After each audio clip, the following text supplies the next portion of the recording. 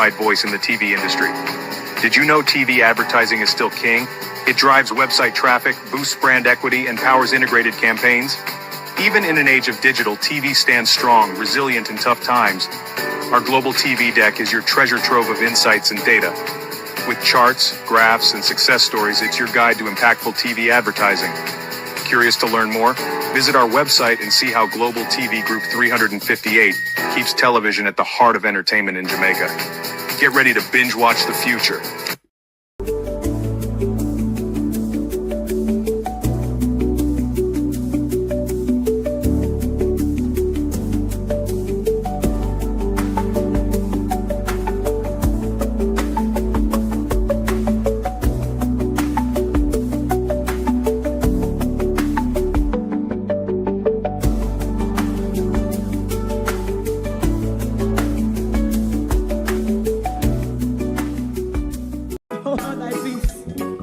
God of my salvation, because the mouth of the sinful and wicked is open. Rastafari.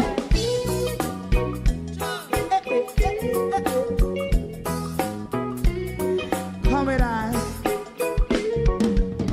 Rastaman throw one stone, and it break a bad feeling to all wicked men. Not a people there. Make a man throw one stone, and it bring a bad feeling to all wicked men. Only when man like Marcus Garvey speak, wicked men would I hear. Hear now hear. Instead of that, they only sit aside a rob and cheat, and not first and for make out what I seen to. Make him a throw and stone, and they bring a bad feeling to all wicked men. Oh, what a plan! Make him a throw and stone, and they bring a bad feeling to all wicked men. My favorite part: if Rasta make a progressive move, wicked men are red.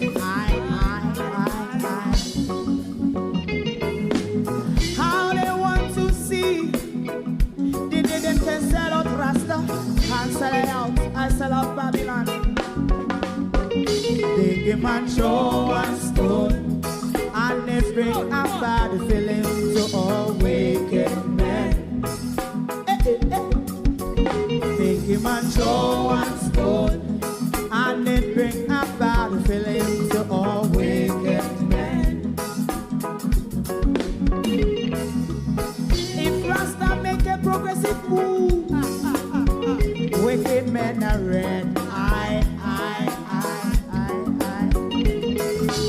How they want to see the dead and can sell out Rasta and sell out, I sell out Babylon. Just stop on the front. You must throw and stone, and it bring a bad feeling to all wicked men. Oh, what a black thing, man, throw and stone, and it bring a bad feeling to all wicked men.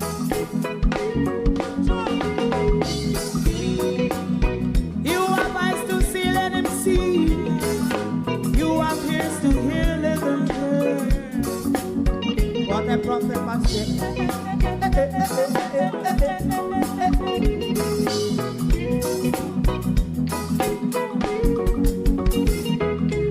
President Mandela was in prison for 20 odd years. And he leave from the prison and take the seat of the president. Stone one. Big him and throw one stone, and it bring a bad feeling to all wicked men. Oh, what's a black big him and throw one stone, and it bring a bad feeling to all wicked men. Rastaman throw one stone, and it bring a bad feeling to all. Stibbidim die, stibbidim. Stevie dim day. We in Global TV says certain kind of friend we no keep. And some informer friend we lovely. We in Global, bona fake friend and bona tape. We in Global, we not promote them, we not support them. Look at them on the cheek, come here represent for we in Global TV. Check it. Good morning. Sorry about last night. If you were listening yesterday morning, we said we came with a clean heart and a clear conscience. This morning is light-hearted and happy. Good morning and welcome to Global TV. Thank you all for joining us this morning. To my community of party and all my family members, platform moderators, membership holders, viewers, subscribers, commenters, and trolls, good morning, and welcome. Thank you all for joining us this morning. Gloria Morris, Sharon Bernard. Good morning, Marcia Thomas, Paula Shelley, Simone Beckford, Gloria Morris, Abinasar Cody, Michael Nipper. Good morning, Don Mel, Flight Shaw, Arlene Scott, Andrea Joan Hamilton Wilson. Good morning. Elga Fletcher, good morning. Good morning, Susan McIntosh, Marie Ladybug, Judy Roberts, Sheena Kelly. Good morning and good morning to those on the tick. I'm going to tell you a story, but the story will be lopsided because it doesn't only involve me, so there's limited I can say, but I'll tell you about, for me, a godly intervention part of it. Tor, good morning, Slate. And we're also co-hosting on the Advanced Potential TV this morning. Taurus Girl, good morning. Hatterball Canada, good morning. Dodoba Joel, I think. Dodoba Joels. Kennedy. Slimmers, God bless. Miss Joyce, rather. PT Alexis. Good morning, everyone, and welcome. Stacy and Levy, good morning. How are you? I'll tell you a story, but there's not much of it I can tell you.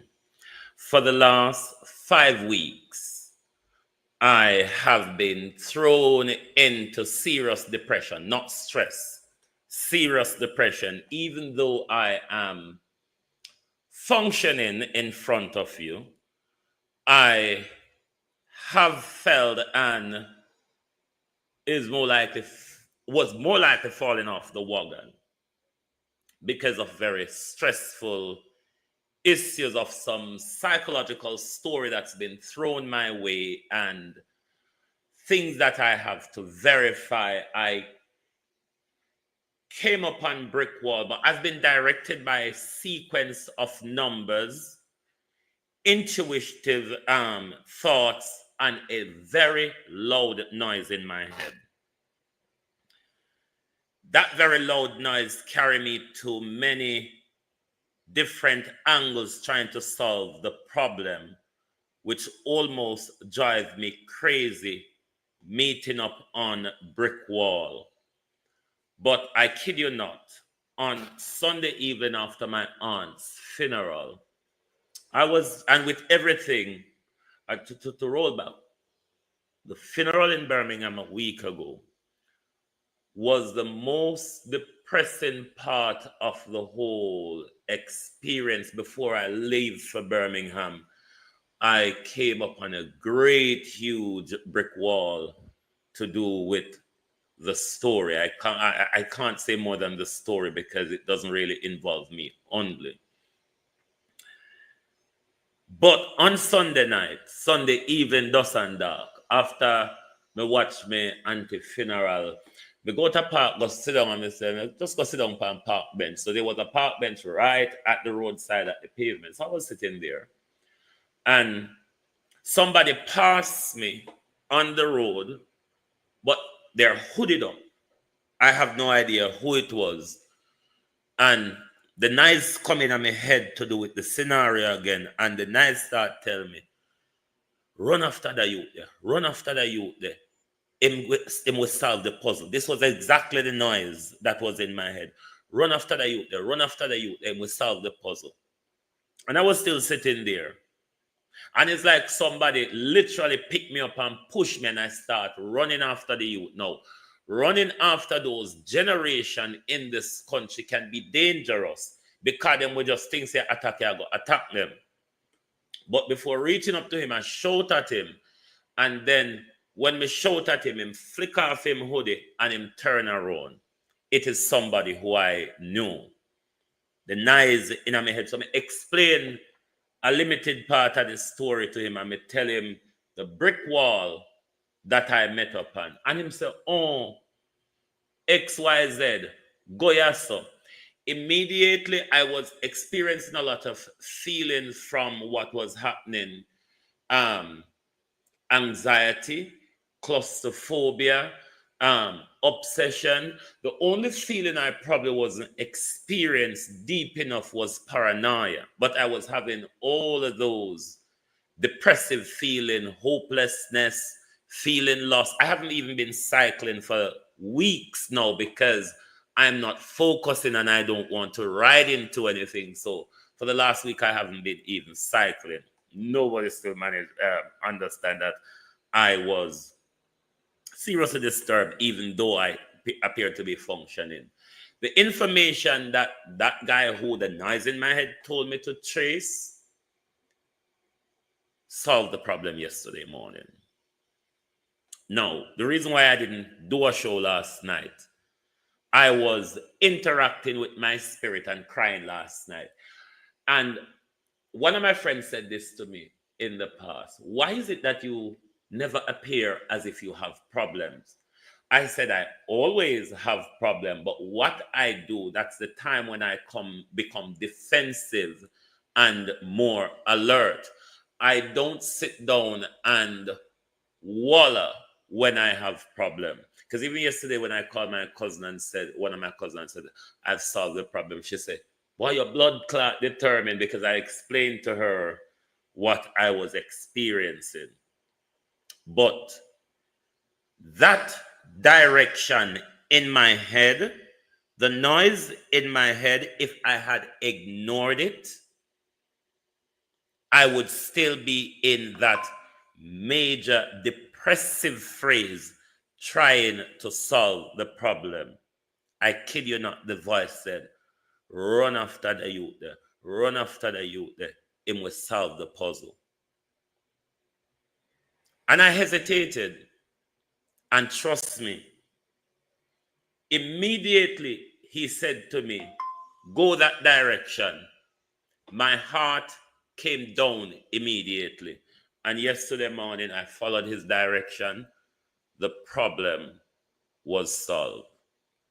So this is to say, never all the while, you know, that gut feeling, that intuition, that noise in your head, sometimes you are being guided how to deal with a situation or solve a problem. But sometimes some people just say, "Ooh, I'm overthinking." In my case, I thought that at some point, but a lot of the things since solving the puzzle, a lot of the visual thoughts I was having is actually actualized, you know. So never fight against your gut feeling and your intuition or that noise in your head where sometimes people tell you say, I'm mad, you're mad. Sometimes when you're disobedient, the noise can get louder. In my case, as it did on Sunday night. But that's what I want to say about that. But the last 5 weeks, sitting in front of you, I was hugely disturbed and distracted. I don't know if you noticed last week, I just focused on the Prime Minister and his war only because I was sort of like mentally helpless to do much, to be honest. But I can say thank God I'm over that. And when I say I'm directed by God, please take the religious dogmas and all that out of it. God within you, God the mind, God the universe, God the intuitive speaking. That's the direction I've had. Wagwan Karen, how you do? How faith and her nyamin? I don't know where she go put her belly when she come back, because she and her belly must have go come back in a two different space. Anyway, thank you all for listening to my bit of fluffery. But yes, I can say now I am back to focus on doing the job I chose to do. Alrighty, Mavis Ashmill, Barnett, good morning. Arlene James, good morning, good morning. Colleen James, rather, good morning. Cousin Myrna, Wagwan. Me I go call you when me done as well. Cousin. Morning, Marie. Morning. Right. I'm going to do a few issues this morning. This program will, how long is this program this morning? It is how long is a piece of string. Color, how you do? Colleen, welcome. How long is this program this morning? How long is a piece of string? Amos. There's a squabble, Amos, between yourself and Damian Crawford. Lying wicked, Amos. Thanks, Opal Watson. Thank you. Type in the chat. Lying wicked Amos. And why I'm calling you lying wicked Amos this morning, because you, Amos, came with a story. Senator Crawford, Amos, not only came with a story, but came with visual footage, Amos, to back it up. Lying wicked Amos this morning. Where are my labor rights on TikTok this morning? Come, draw closer, because I can't upset. Where am I happy this morning, labor rights? You could show hot shit, or even Alice shit at me this morning. I'll just brush it off. Calling all my labor rights this morning. Joan Bailey, good morning.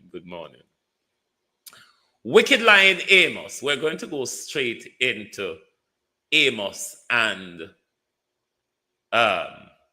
Senator Crawford, because we have quite something this morning, and we'll end with Jovan Ellis Cooley and the JCF. That I will approach this morning as an academic. I don't want you to hold me guilty this morning. I want you to just wait and listen to my argument, because the argument of Jovan Ellis this morning, I will approach as an academic this morning. Both sides of the fence. That's how I will approach the Jovan Ellis issue this morning. But let's listen to wicked lying Amos, and then we'll listen to Senator Crawford.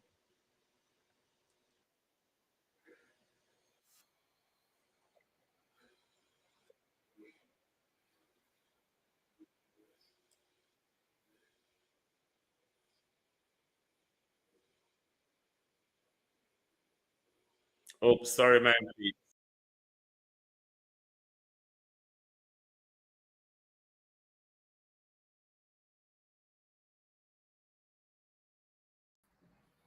Gathered together, having fun, meeting and greeting. And sorry about that. I did some malfunction there. I think that's the third. I had a social for my workers and supporters along Grove Road in the vicinity of Scaly's business place. We started off because it was raining all day. So we started off somewhere after 4 o'clock.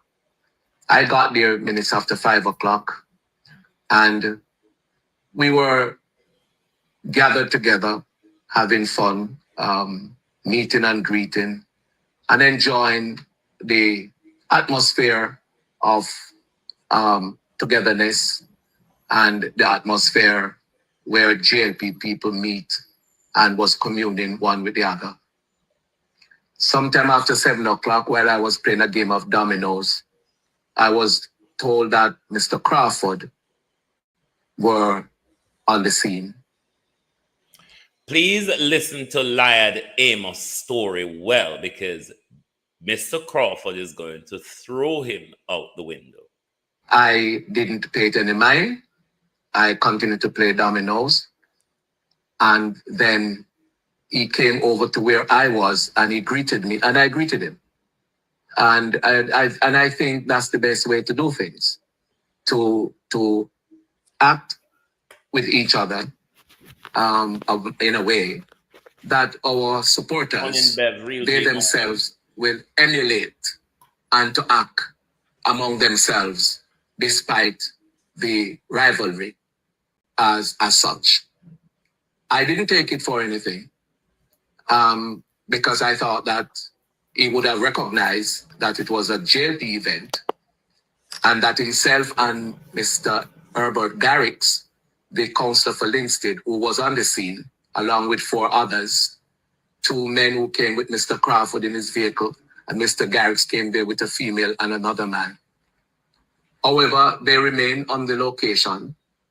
And to my surprise, Mr. Garrix, who was a justice of the peace and the council for Linstead, interfered with what he came and saw and told one of my supporters and workers that the music, which were all JLP music, that the music cannot be played there. And not only that, one of the gentlemen that came with Mr. Crawford in his vehicle turned off the music. Now, as a result of that, my supporters and workers became agitated and a skirmish developed in the bar. Now, I view this as an act of confrontation and an act of indiscretion by Mr. Crawford and Mr. Garrix. Mr. Garrix is a justice of the peace and he's also the councillor. I have a good relationship with him over the years. When we have our extravaganza in Yorton at Ridalco, he's invited and he comes there, he plays domino with us. So we have this kind of relationship as decent human beings. Now, if I weren't there, this could have resulted in something very bad. Tap up the screen. Tap up the screen. And it would have been as a direct result of the indiscretion and the stupidity of Mr. Crawford and Mr. Garrix, the justice of the peace. Listen to the story, whenever. Now, one long tour. Some of my supporters became so agitated that they threatened to puncture the tires and to do damage to the vehicles driven by Garrix and Crawford. I prevented that. I de-escalated the situation. I have since reported the matter to the police, and I have reported it formally for them to act on the matter. I have reported the matter to the hierarchy of the JLP, and I'm making this announcement so that all Jamaica can hear what has taken place. I want the ombudsman to know what has taken place. I want the leader of the opposition to know what has taken place. Mr. Crawford is one of the main proponents who speaks on national security. He speaks on education. He speaks on finance. He speaks on culture. He doesn't actually speak in national security, Amos. Peter Bunting does that. All right? He speaks on everything good or bad in the country. And simply an area that could have resulted in a conflict where people could be injured or killed as a result of our political history of confrontation came into an environment of his opponent with over 100 people.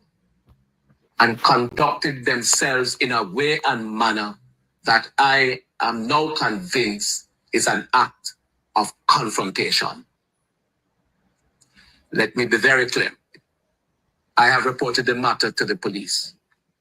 I am making a public pronouncement because in the future, if such a confrontation takes place, I am not sure that I will be able to prevent what may have happened at Grove Road on Saturday night.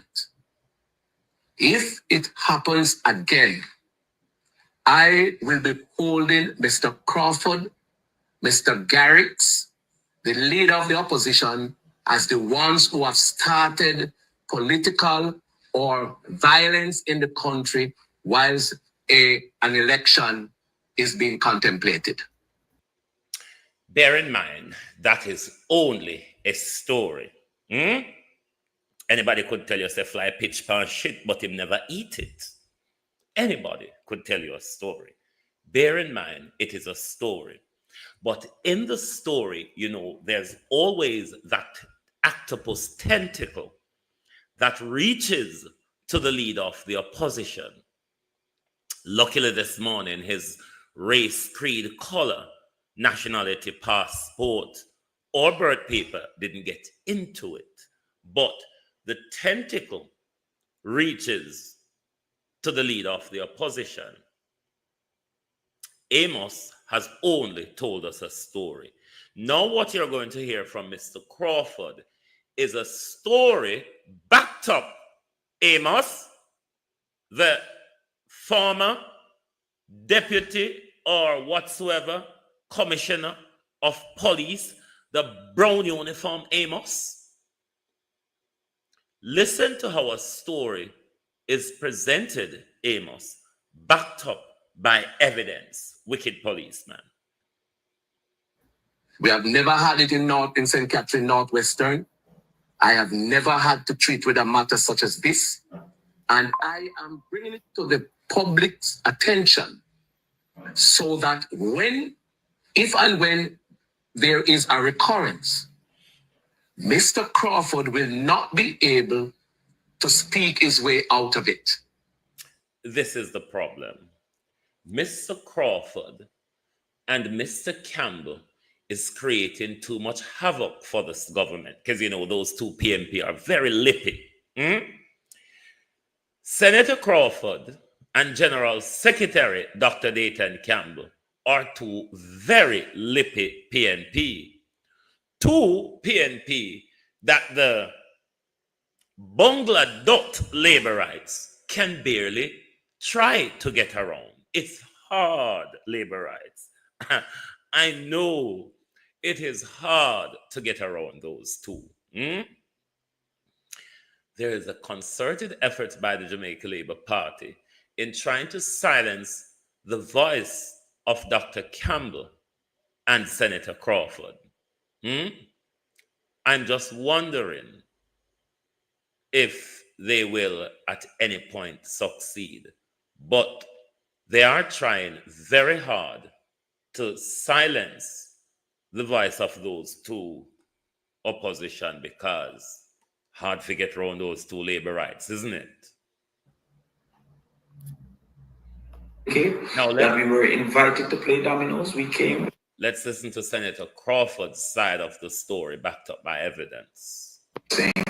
And suggested that it was as a result of information that he received and that he did not see any of the things that he was saying.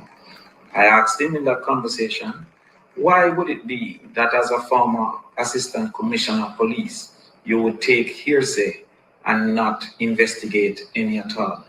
Why would you not have come to me, call me, and ask if any of that was true? Why would you, first of all, make a report and then make a video of things that was definitely not true?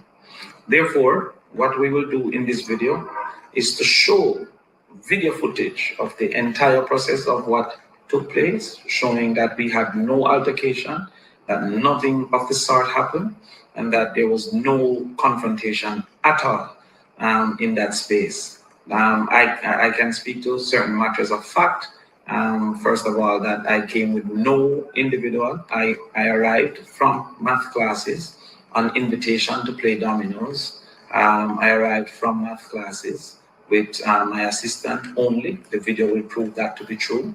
That Mr. Garrix arrived by himself. The video will prove that to be true. That the JLP were having their fun while we played dominoes unbothered. The video will show that to be true. And that the actual proprietor of the bar was at the table playing dominoes with us. You will see from the video that we do not have on any political garment, and that none of what Mr. Amos has said is actually true.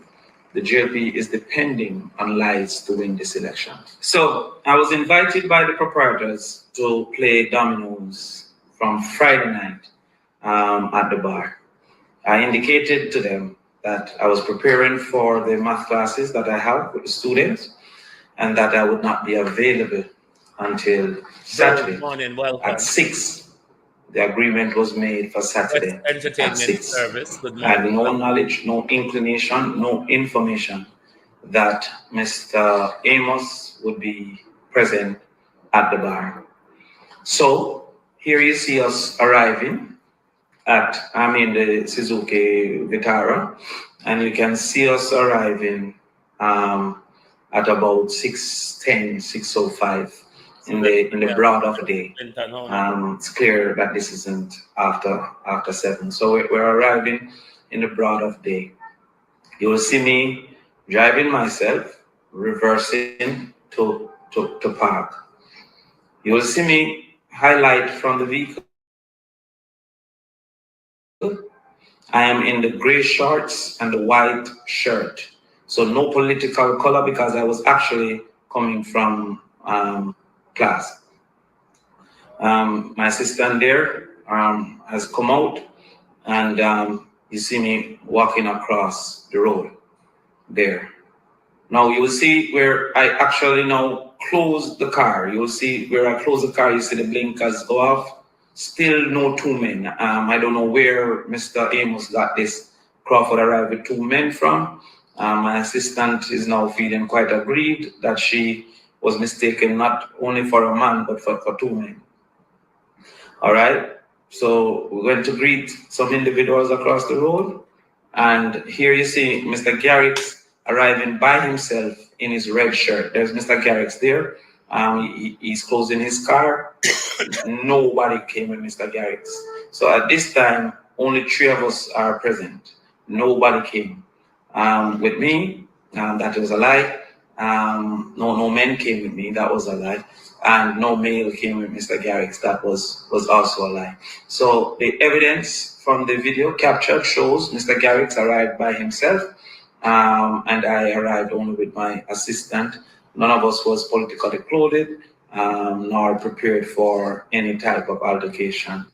And that himself and Mr. Herbert Garrix, the counsel for Linstead, who was on the scene, along with 4 others, 2 men who came with Mr. Crawford in his vehicle, and Mr. Garrix came there with a female and another man. So additionally, you will see here Mr. Garrix by himself entering the bar, while I went through the other side to go and greet Mr. Amos. Mr. Amos and I had warm interactions. His camera person took the opportunity to video that, and I would ask Mr. Amos to put that video out of our interactions. And I greeted the JLP persons on hand. Mr. Amos sat to play dominoes. I went across to the bar to play dominoes and was even offered a drink and food by the JLP supporters. So there was absolutely no animosity. So here we are, we're playing dominoes. You can see me here with my back to the camera. You can see my locks there with my back to the camera. And across from me, shuffling, is Mr. Garrix in the corner, blocked by the grill and everything. So Mr. Garrix could not have given any indication to anyone that the music cannot be played.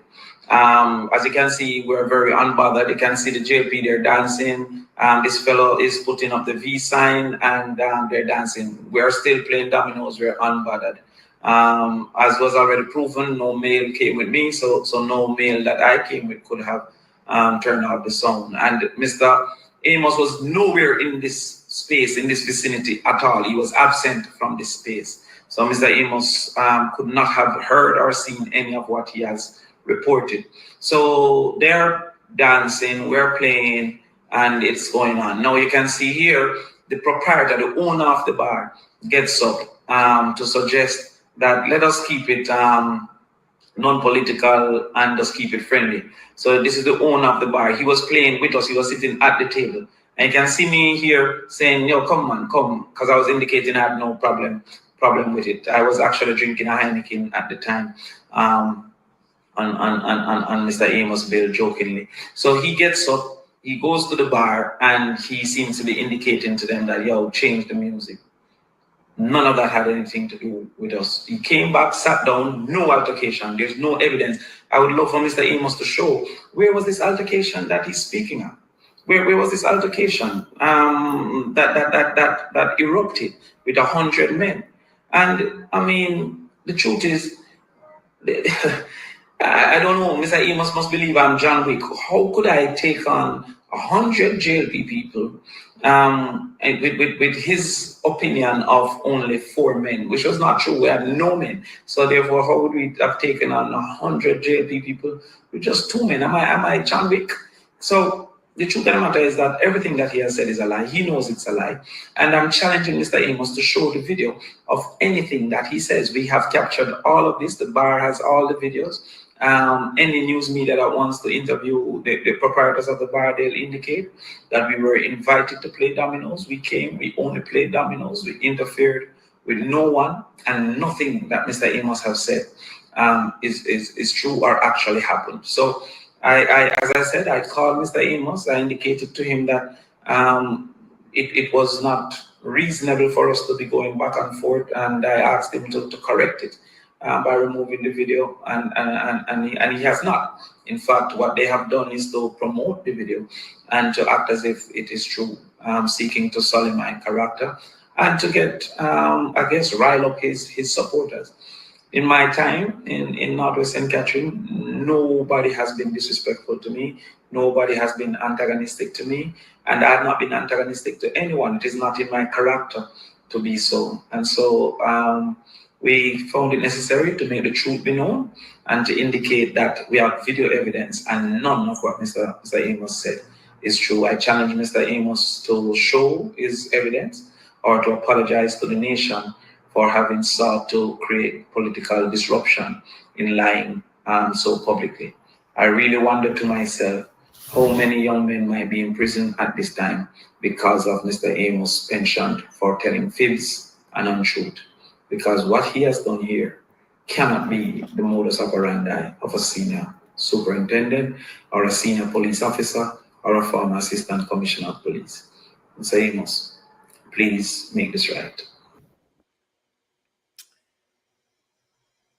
Amos, a former acting or deputy commissioner of police, brown uniform, giving instruction, signing off, and penning your children, has come out and told a blatant lie without a shred of evidence. In the court of public opinions, Amos, or in the law courts, Amos, you stand no chance. You told us that fly pitch on shit. You also went on to told us that the fly, even though pitching on the shit, Amos did not eat it. You further went on to told us the fly shit on the shit, but those shit did not turn to worm, Amos. No shred of evidence. A whole who shot John then corrupted the evidence. That's what you told us, Amos. You also tried to extend your lie to the leader of the opposition, creating public mischief and political tribalism in the country, Amos. I mean, you have spent enough time extorting us and robbing us, imprisoning us probably innocently as a police. Belly not full, you still come out in a politics. So here's a JLP politician, a former police who regularly take young men around the back of their house and shot them on CCTV camera while they're kneeling with their hands on their head, not knowing that they were observed by CCTV camera, just in the case of former police Amos or Anos, whichever Nossi wants to call him, probably was unaware that everything was being captured by CCTV in and out. How could you be so docile, Anos? Now, me, the untrained law enforcer, but the trained legal academic, Amos, my eyes look for what is not supposed to be there, Amos. I don't look at what is there, Amos. That's not my concern as an investigator. As an investigator, Amos, my eyes is not concerned about what it is seeing. It is more. Oh, my camera got knocked out again. It's been doing this from morning, but you can still hear me. My issue, Amos, is about what on earth am I not seeing? So the fact that your eyes, as a former investigator, Amos, did not even observe internally or externally, Amos, that there are closed circuit television cameras there. It tells you so you just make up the evidence as you go along while you were there, isn't it? You owe Mark Golding an apology. You owe Damian Crawford an apology. You owe the nation an apology. Because it's a Amos, for weeks now, you see we they are out here almost a creep pan with me. Because every corner we broke around Amos, there's JLP flinging buckles, stone, or they're torching an entire building. Not one shed a word from Amos about the stone flinging, the buckle flinging, how we have to walk and look out of our eye, how we have to creep grown corner because of the buckle flinging and the stone flinging in the Jamaica Labour Party. Amos now come out and come talk about them political war there with Andrew Holness scars. But Amos go in bed and dream, say, I, the former police, is able to create a story in us that will take down Damian Crawford. Man, go and go sit down. As Green Man would have said, go up in the truck. Enos. Go up in the truck. Useless piece of third. Useless. Enos. Useless. Useless. Yes. Useless. How else can I describe you? Useless. Can't add more to it. Useless is useless is useless is useless, isn't it? But as Senator Crawford asked the question, how much of our young men are probably in prison because of anuses, fibbing, and fixing? Ask that question, and that is the question the nation should be asking anus.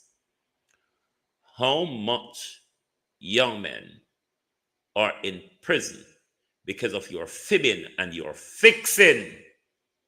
Anus?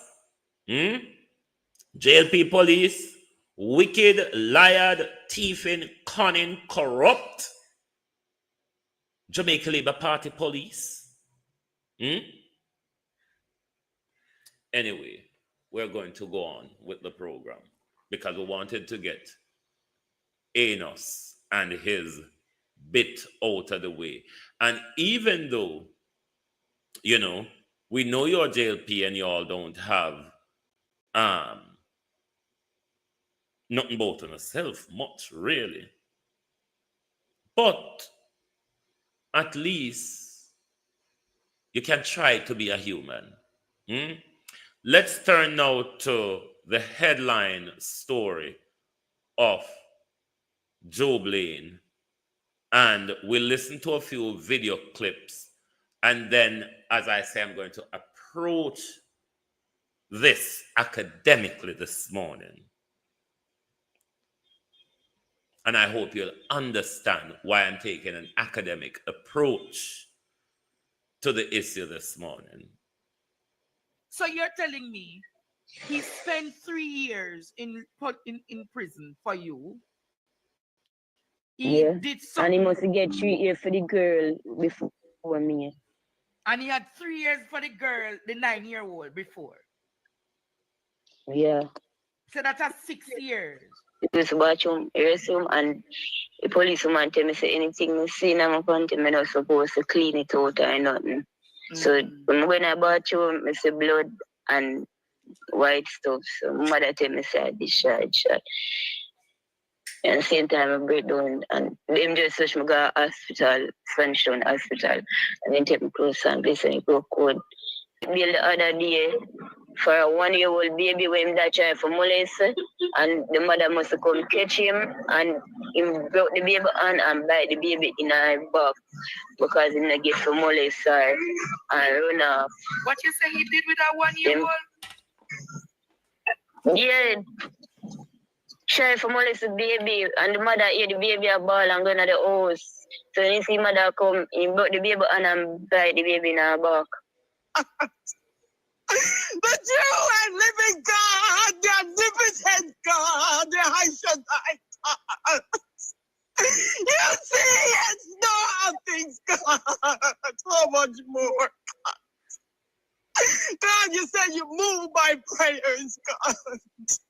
Hear my cry, God. Have mercy upon my life. Have mercy upon my land of Jamaica, God. How much more? The omnipotent God, Uncle Sobo, Uncle Sia. He's here, Baba, Uncle So, he's happy, Wabo. He's here, Baba, Uncle Sa, he's simply Ubu. He's here. Open the Red Sea, God. Open the Red Sea, God. How much more child, God, gonna be here? Oh, mighty God, mighty God, mighty God. The bill that he came out on 10 days ago was for a 1-year-old child. 1-year-old baby, yes. Break the baby on. And bite the baby in the back. Nine back. It is. So you. Right. Let us move to the next video clip. Away there. Hold on. Don't play me up here. Yes, here it is. I want to assure you that the investigation has been tense, continue to be tense, and we have been working tirelessly to bring the perpetrator to justice.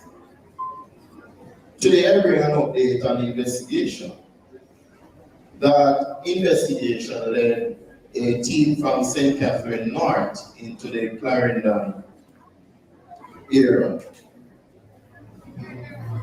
where Giovanni Ellis, the person of interest in Kelsey's murder, was fatally shot in the Parliamentary District of Sandy Bay in Clarendon earlier today. Ellis reportedly pointed a pistol at the St. Catherine North team, and the weapon was subsequently seized after police intervened action. We did make several calls and pleas for Ellis to turn himself in, but unfortunately he decided otherwise. We do understand the concerns and fears that this incident has raised, and we want to reassure the community that we are committed to ensuring the safety and security of all residents. Right. This is a very difficult subject to tackle. Not difficult to tackle in the sense of the subject, but of everything intertwined. And as I said, I'm going to take an academic approach to this, meaning I'm going to look at it from both sides. Now, we are aware that he has been shot by the police. Now, let me first get what some people would call the cruel side of me out of the way, the emotionless side of me out of the way. And this would be based on all the compilations of stories that we are hearing at the moment, because none, as opposed to, except for what he has been already charged or convicted for, the stories in relation to the recent assault and murder, rape and murder, are not confirmed by any evidence. But to deploy the cruel side of me, unbelieving the story, who cares if he's been shot? Even though I would like to ask the police a question, the usual argument of him pointing a gun at you, did he really point a gun at you? But who cares if he really kills that young lady, that young girl? If he has been this prolific of an offender, who cares? If he was being shot by Bag and Pan, Mr. Chambers, I mean, after Bag and Pan done shot him, Bag and Pan would have still kicked him.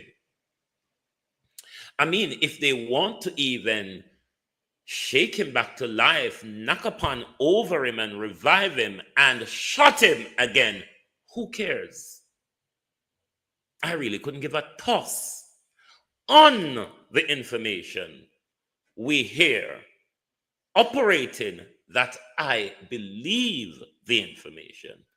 Who gives a toss if he has been shot, whether he pointed a gun at the police or not? Delroy Chuck may give a toss, because remember, the minister says it's a double punishment to tell the public that such a prolific offender is living next to your child. So who cares? If Delroy Chuck cares, duh. So that's the cruel side of me, out of the way. Who really gives a toss about Jovan Ellis? Now, let me put on my legal cap in this scenario. Justice. Justice come in many different ways, whether be by remorse, retribution, fines, apology, prison sentence. There's justice in many different ways. Even execution is justice, because you have it in several different jurisdictions.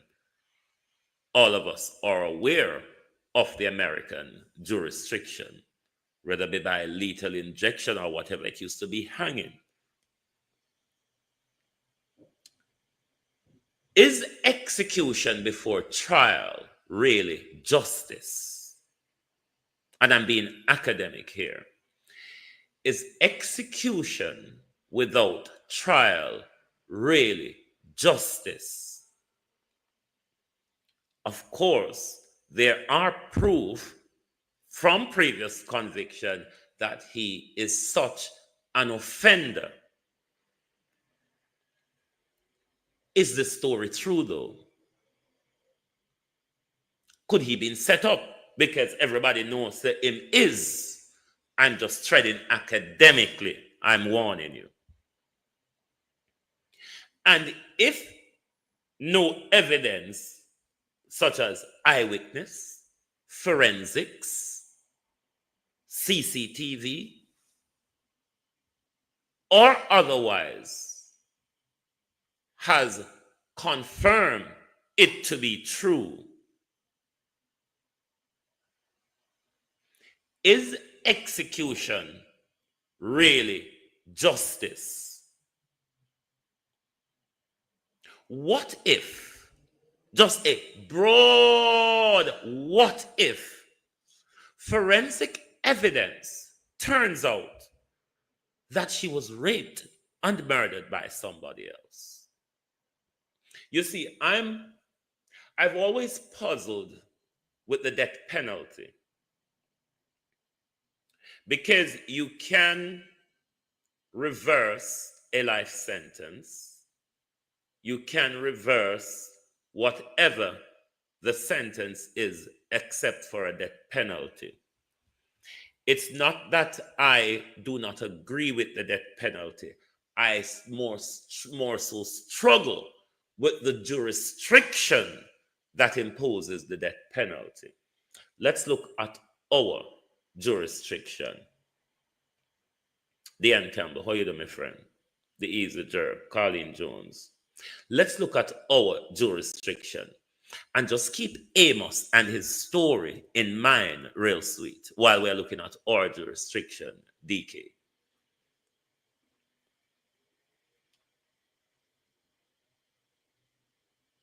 Let us look at our jurisdiction on the community basis first. Sometime when we hear a story, we don't try to confirm it. We just run with the narrative of the story.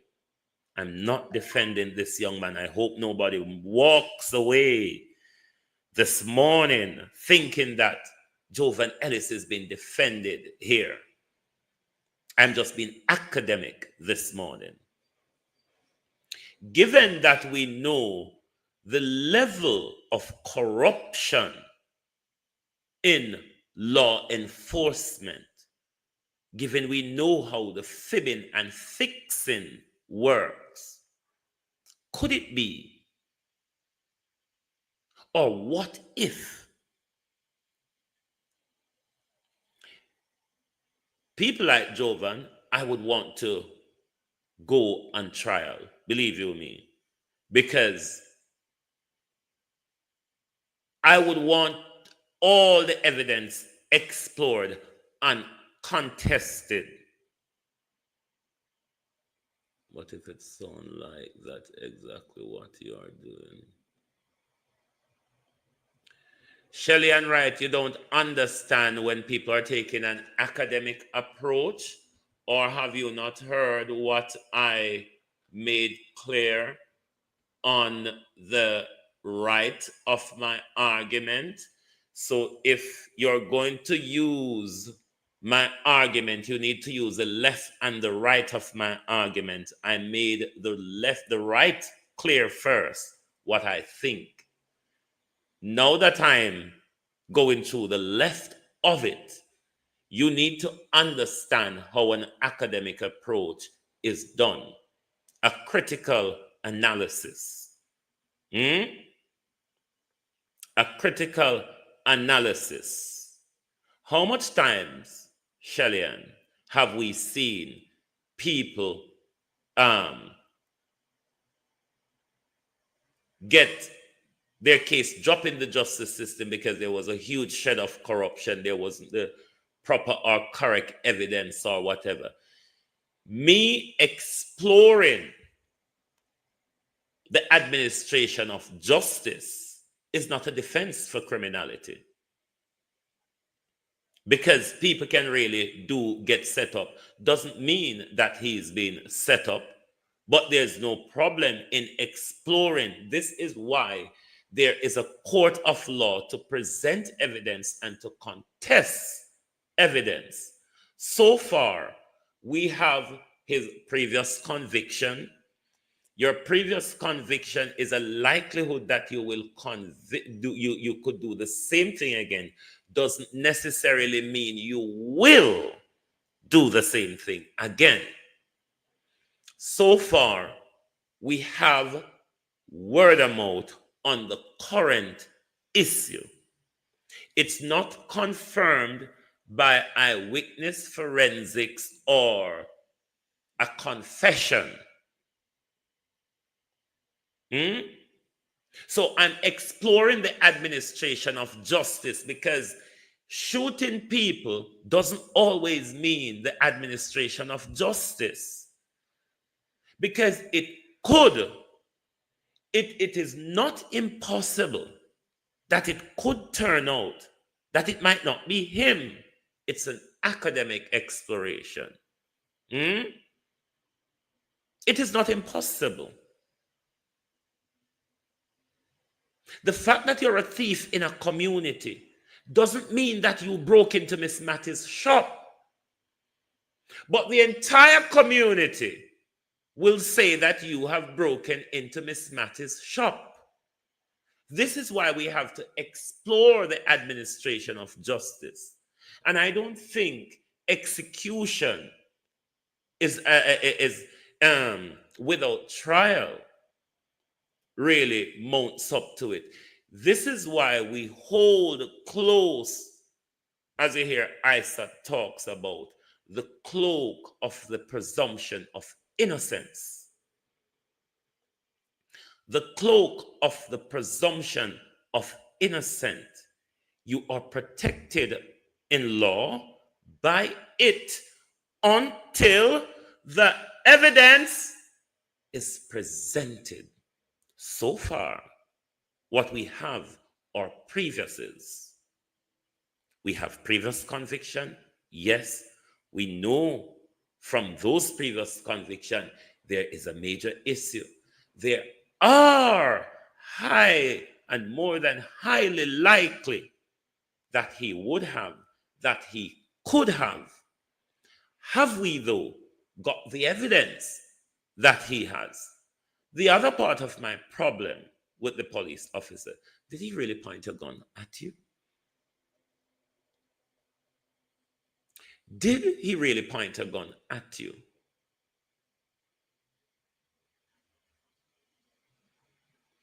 If Jovan Ellis killed this young girl and raped her, they should have shot him and shot him and shot him and shot him, revive him again and shot him and shot him. That's the cruel side of me. That's the extreme, the right of me. But the left of me as a legal academic, I cannot say, yes, jungle justice. Because if jungle justice or extrajudicial execution ought to be accepted as a mode of justice, we are going down a slippery slope. And when you start on a slippery slope, it might just be something you cannot come back from. As I said yesterday morning, the crime against this 9-year-old is the crime of Jamaica. We have been harboring it for too long. We have, as a society, nurtured and normalized pedophilia for too long. The higher echelons of society, we know them. Our family, we know them. Our community members, we know them. This is a crime committed by Jamaica against this child, not just by Jovan Ellis. We have normalized this for too long. We have called them the big man for too long. We have turned a blind eye at the taxi man them and its schoolgirl them. We have turned a blind eye at the police and the soldier them, the lawyer them, the doctor them, the politician them with the 14-year-olds. We as a nation have called them big mans and dons and Mr. Sir. But we have told those abused children, only love big man, so why not always want to cock up in a big man car front? Why the fucking big man don't stop trouble the child? Ask yourself that question. Ask yourself that question.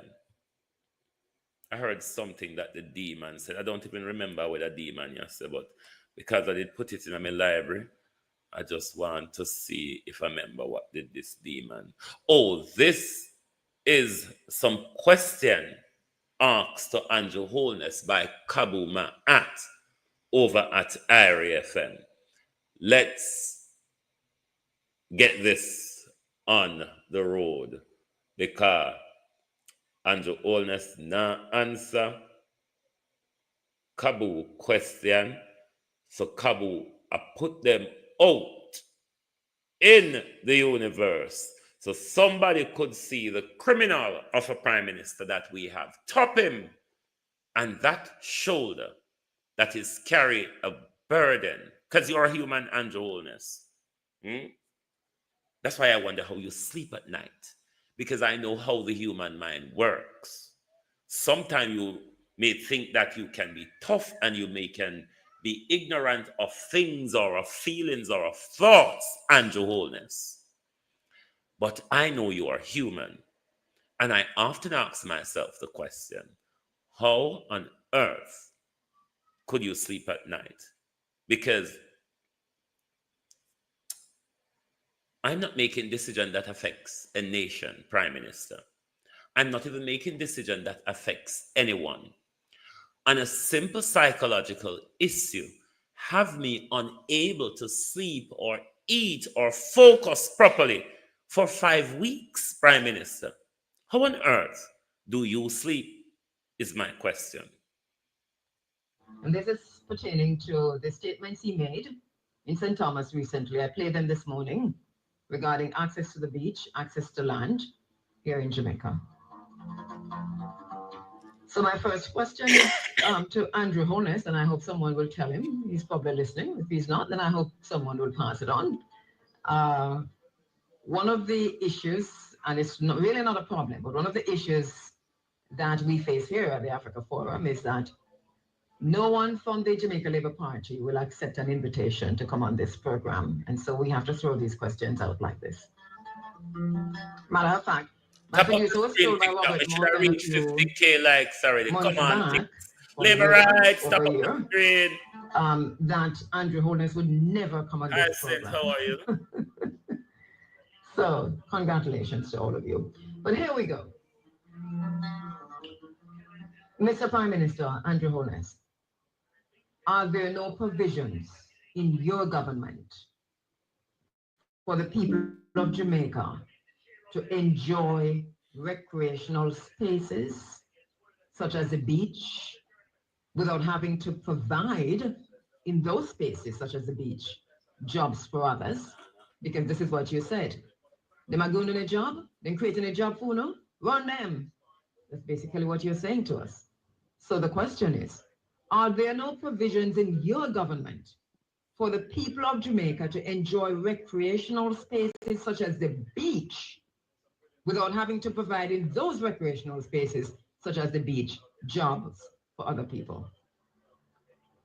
Do you have any idea, Andrew Holness, of the role that recreational spaces such as the beach play in the physical, mental, social, and environmental health of a nation and its citizens, especially the second most murderous nation in the world?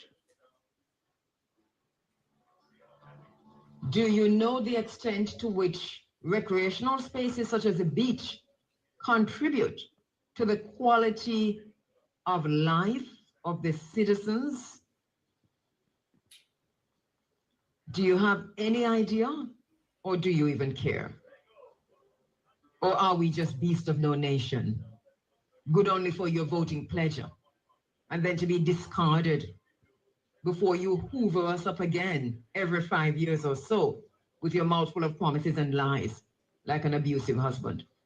Hey!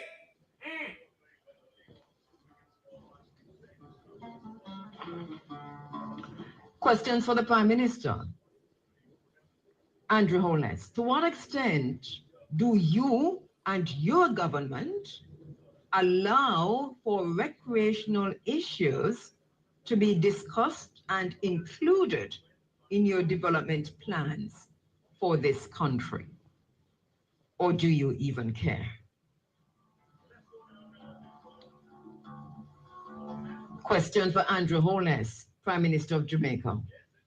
Do you even care whether Jamaicans have access to the sea, to the beaches, and public access to the beaches from Negril Point to Morant Point?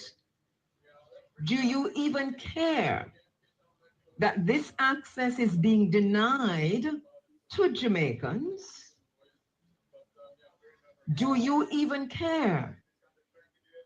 And yet you have the temerity, the boldness to stand up in your official capacity as Prime Minister and lie to the Jamaican people that your government is not in the business of selling beaches. I put it to you that that is semantics. Our lived experiences are otherwise. We do not have access. It means that your government is selling the beach. It is semantics.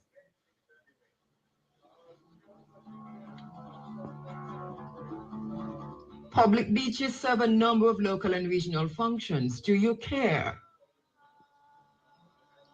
Do you know that in some communities, the beach has been the community park?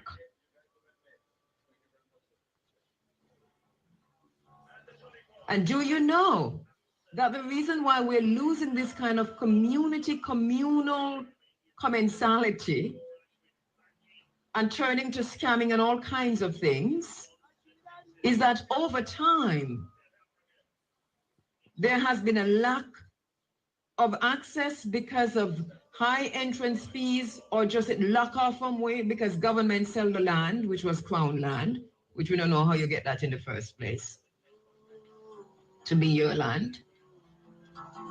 Question for the Prime Minister. Do you really not know that Jamaicans are being denied access to the shoreline from Negril Point to Morant Point? Do you really not know that Jamaicans have little or no right of access to almost all of the beaches that we formerly had access to when you became Prime Minister for the first time? Or do you really not care for the truth in this matter?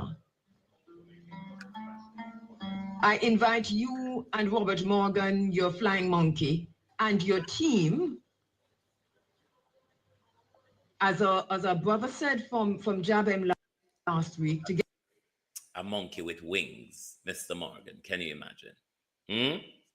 Mr. Morgan, a monkey with wings. Get out of your tinted SUVs, bulletproof tinted SUVs in one of the most murderous countries in the world, and walk along the coastline and see how many beaches you can access without your ID or anyone recognizing you. Question for the Prime Minister, Andrew Holness, because he will not come on this program. What has caused you, a young man from the people, to take this hardline decision to sell out the people of Jamaica in the name of tourism, neoliberalism, and all kinds of isms. And globalization. And schisms. Question for Andrew Holness, the Prime Minister of Jamaica. Do you really not know that Jamaicans are losing both the vertical access, that is the access to the shoreline, and the lateral access along the shoreline at a rate akin to apartheid South Africa's retake of South Africa? Do you really not know that in a country such as Jamaica, the second most murderous country in the world, where living is a game of chance and a game of luck, that our beaches provide a multitude of benefits to us that could most possibly cut back on some of the domestic violence that you have? Do you not know that research has shown that beaches provide leisure in the form of recreational activities and relaxation, meditation, take our minds of the harsh times, of the hard times? That beaches improve our overall health and act as cooling circles in this high-pressured, high-stressed country? That beaches create economic opportunities from fishing to local tourism where the people are included? That beaches improve people's mental health and spiritual well-being? Do you really not know? Or is it that you do not care? Why are you gaslighting the nation? Mr. Prime Minister Andrew Holness, I put it to you that the theft of the Jamaican beaches from the Jamaican people and the denial of access to the Jamaican people and your subsequent lies and gaslighting are all rooted in racism, colorism, historical inequities deeply rooted in segregation and racial discrimination and exclusion that you have. What a nice piece of putting together.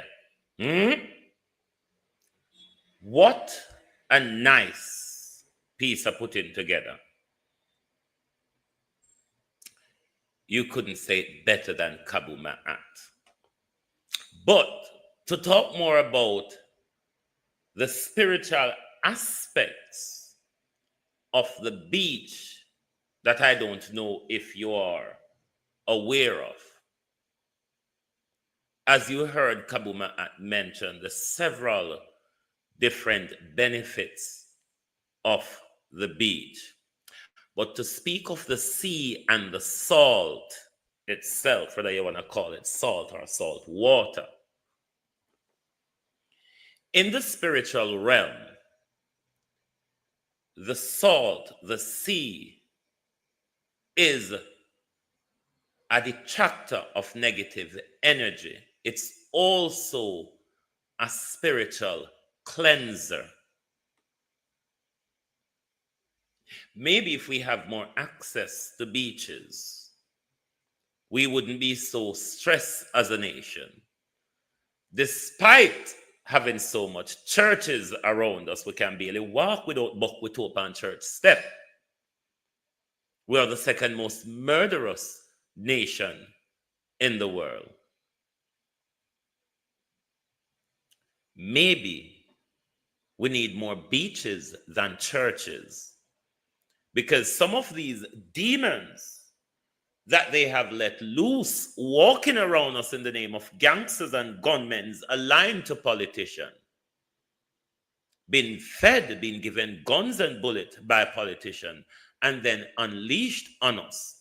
Maybe if they have access to beaches, maybe if they could go for a swim, maybe if they could sit on the shoreline and have those meditative thoughts interact with their inner self, while that ocean is drawing away all the negative influences and demons and force around them, maybe, Prime Minister, just maybe, you could add that to your crime fighting strategy. Because these young men wanna walk and corrupt. Maybe if they were able to interact with the beaches, to interact with life and reality. Because you see, I don't accept that poverty causes crime. And why I don't accept that is because our generation of the 70s and beyond, you can take it right back up to slavery, were the most impoverished compared to now. But we never some ruthless, lawless criminals then. You might wonder why, with democracy, normalization, and Christianity and everything that we are interacting with, how is it that we continue to tread on the wrong path is a question. How is it we continue to thread on the wrong path? But we have to wake up. And this is what they have done to us, not just in Africa, but right across.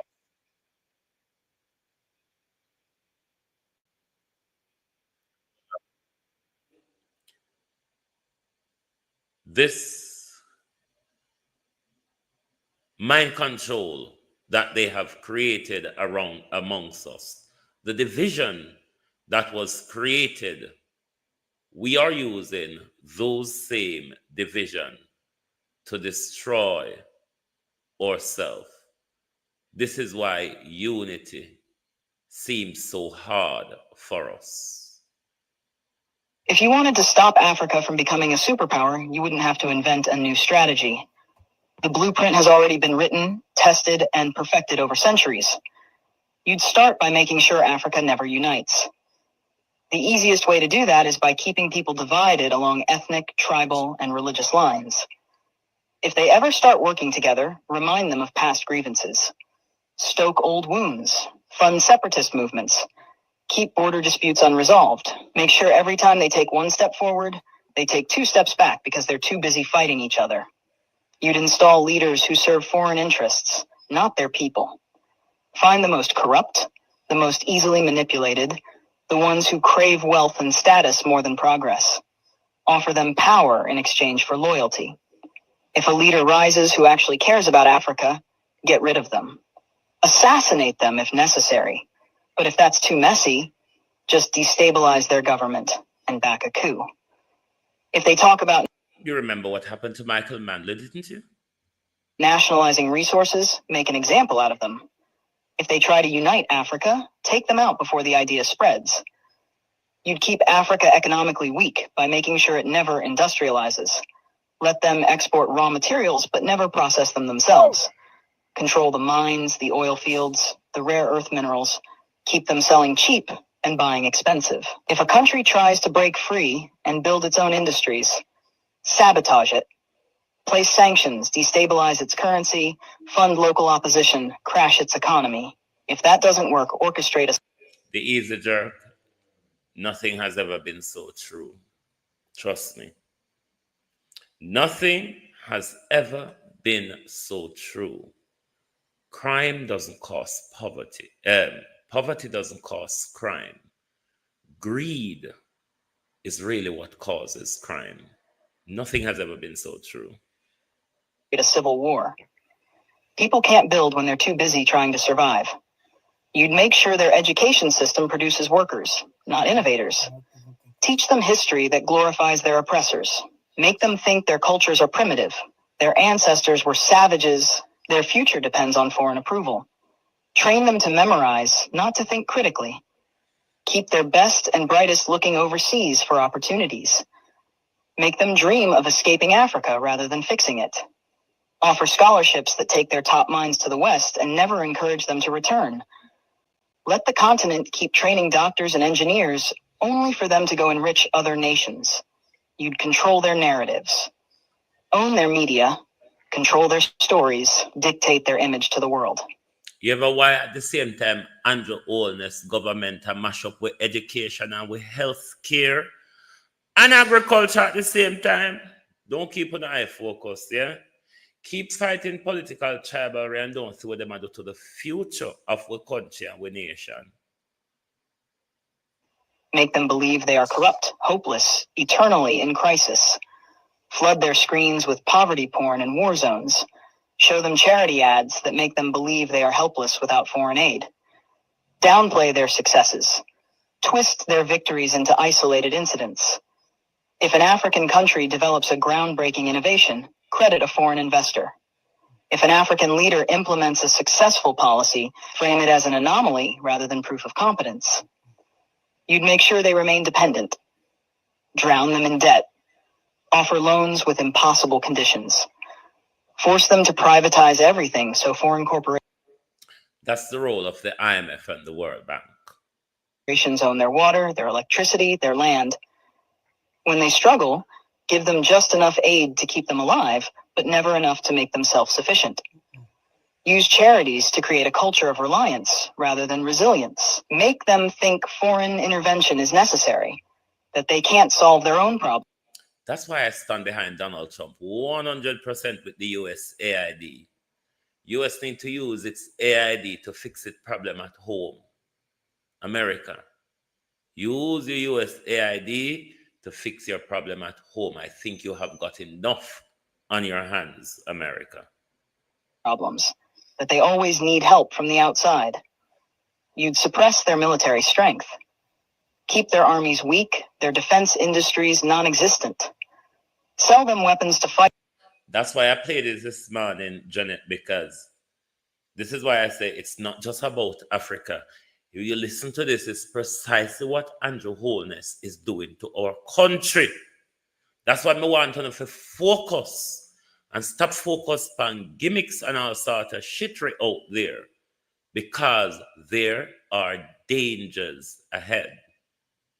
Fight each other, but never let them develop high-tech military technology. If a country tries to build a strong defense system, accuse them of being a threat to stability. Make sure they always need foreign peacekeepers, foreign military bases, foreign advisors controlling their security. Keep them vulnerable to invasion, coups, and foreign interference. The formula is simple. Divide, corrupt, exploit, miseducate, control. Keep them fighting each other. Keep them looking outside for solutions. Keep them poor, dependent, insecure. Make sure every attempt to break free is met with resistance. Keep them looking outside for solution. This is why I continue to say to us, it's us that have to solve our problem. America, FBI, British, this and none of them now come help we. And them create the mess, them give away what we have, if you never know. So if them create the mess, give away what we have, and we're going to ask them to come help us clean up the mess, we may just end up in a more mess.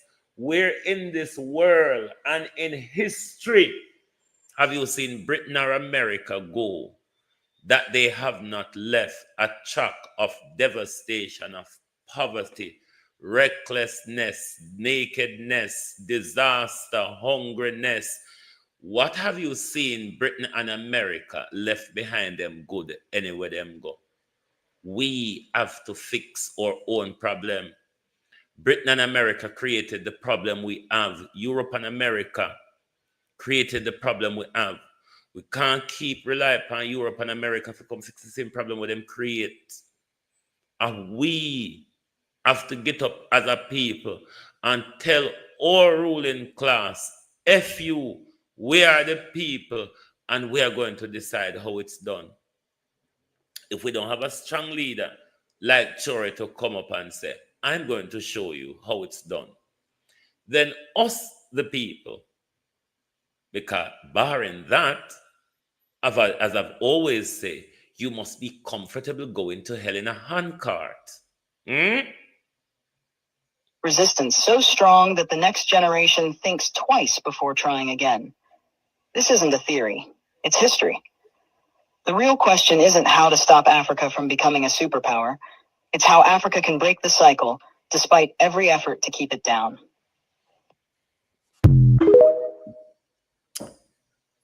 That's where I want to leave it this morning. Thank you all for being here. And before we go, I hope no one goes away from my platform mistaking my academic approach to the Jovan Ellis murder and raping of the 9-year-old and his subsequent shooting by the police, albeit said he pointed a gun at them. No one should walk away with the misunderstanding that there was any defense for Jovan Ellis on global TV. It was merely an academic exploration in context to the administration of justice. Thank you very much for being here this morning on the Global Television Group. Lovely to have your support as always. Join us right back here this evening for the People's Point of View. Thank you very much for being here this morning. Pauline Dixon, how are you? Thank you all very much for being here this morning. Lovely to have your support as always. Andre Ross, thanks for the follow. All Stars, thanks for the share. Thank you all very much. Join us back this evening for the People's Point of View when we will look at more of the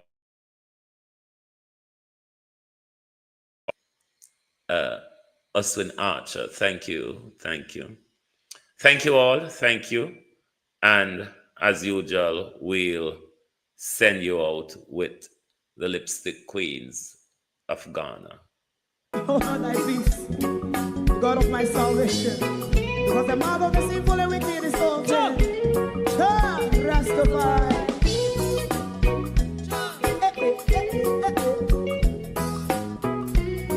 Come with I.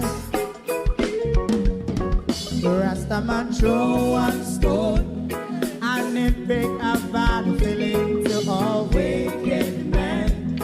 Not a people there. Make a man throw one stone, and it bring a bad feeling to all wicked men.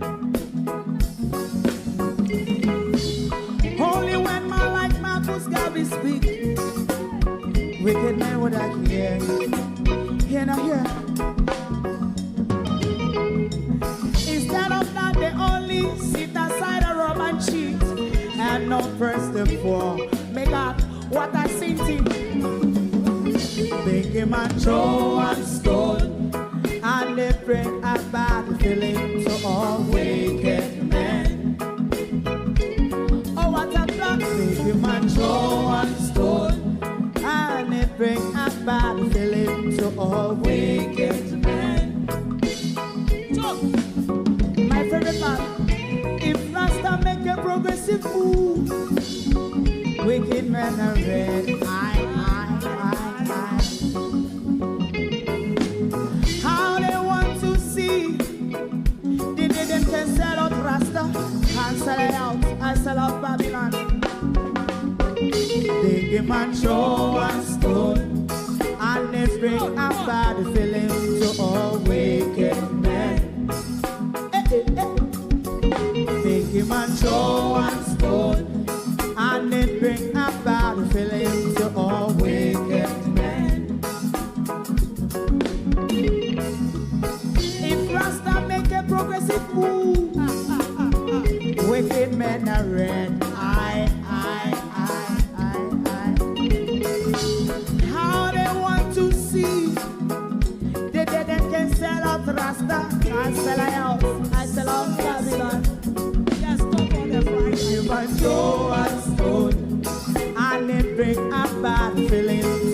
all wicked men. Oh, what a black thing, man, throw one stone, and it bring a bad feeling to all wicked men.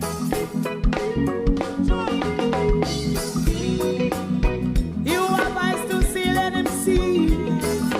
You have ears to hear, let them hear. What a prophet must say.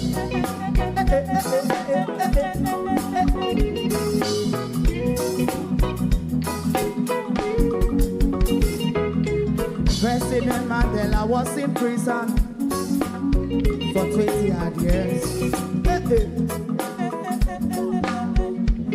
And he leave from the prison and take the seat of the president.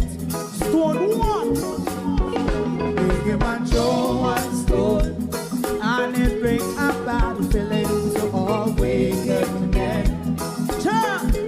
Oh, what a black big him and throw one stone, and it bring a bad feeling to all wicked men.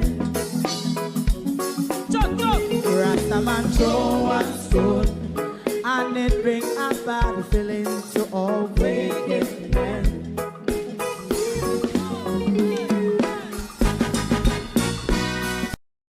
If you don't like missing out on the latest shows but still enjoy classic hits, then Global TV Group 358 is your perfect match. Global TV Group 358 isn't just another channel, it's your ultimate TV experience. From breaking news to binge-worthy dramas and timeless classics, we've got it all. Our unique blend of original content and global favorites means there's something for everyone. And guess what? With GTVG's seamless streaming, you can watch anywhere, anytime.